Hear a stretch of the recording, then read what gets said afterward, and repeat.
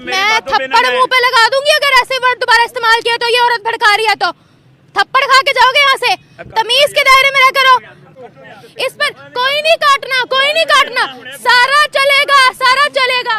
Phone करने का बच्चा फोन कर। ओ मैं तेरी मुंह के ऊपर थप्पड़ मारूंगा, तेरे मुंह पे थप्पड़ मार मार के तेरा चेहरा लाल कर दूंगा।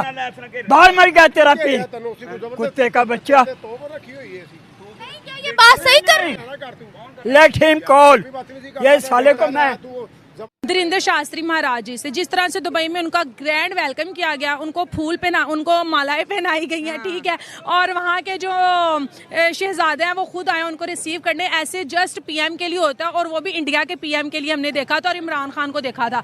और यार मैं बताऊँ उनके महाराज जी का इसलिए उन्होंने इतना आला वेलकम किया है क्योंकि वो कभी भी हमने नहीं देखा कि किसी ने भगवा कलर का गले में दुपट्टा पहना है, ठीक है, और कहीं पर भी बॉम्ब ब्लास्ट कर दिया या कुछ भी ऐसा वैसा आतंकी माहौल जिसे बोलते हैं ना, एनवायरनमेंट क्रिएट किया, कभी भी नहीं देखा।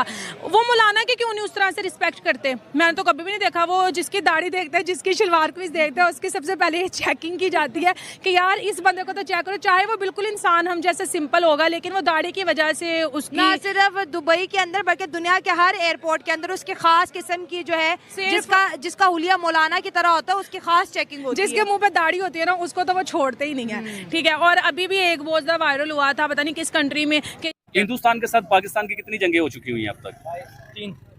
ऑलमोस्ट चार जंगें हुई हैं। 4 जंगों में आप अपने हिस्ट्री तो पढ़ी होगी, आपने किताबों में पढ़ा होगा। 4 जंगों में क्या हुआ और वो जंगें कौन जीता? हिंदुस्तान जीता या पाकिस्तान जीता? 1965 की जो जंग थी, मेरा ख्याल है पाकिस्तान। अबे साले, यही नहीं, अभी और सुनिए। अब देखिए मैं एक बड़ी बात आपको बताता हूँ, इससे आप पढ़ने वाले बच्चे हो, आपका ज़हन खुलेगा। सिंगापुर का दौरा किया प्राइम मिनिस्टर नरेंद्र मोदी ने, 2 दिन का दौरा है उनका, ठीक है। अब सिंगापुर के साथ $36 मिलियन की ट्रेड हुई है, $36 बिलियन की ट्रेड हुई है सिंगापुर के साथ। ये पिछले साल की बात बता रहा हूँ या उससे पहले 2 सालों के बीच में $36 बिलियन की ट्रेड हुई है सिर्फ एक मुल्क के साथ।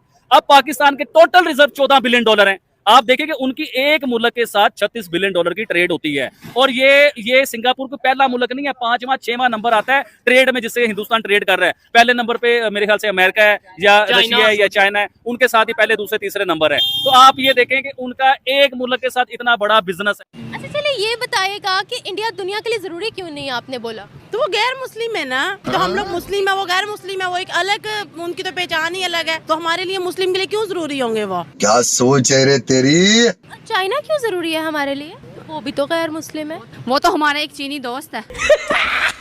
गैर मुस्लिम नहीं है वो तो जब भी मुसलमान कभी भी मुश्किलात में होते हैं वो हमेशा उनका साथ देते हैं। ना के अंदर सबसे ज्यादा मस्जिदें तोड़ी गई हैं, आपको डाटा पता है? उन्होंने तो तमाम की तमाम मस्जिदों को तोड़ दिया। उनको पूरे सूबे के अंदर मुसलमानों को रोजे नहीं रखने देते, दाढ़ी नहीं रखने देते।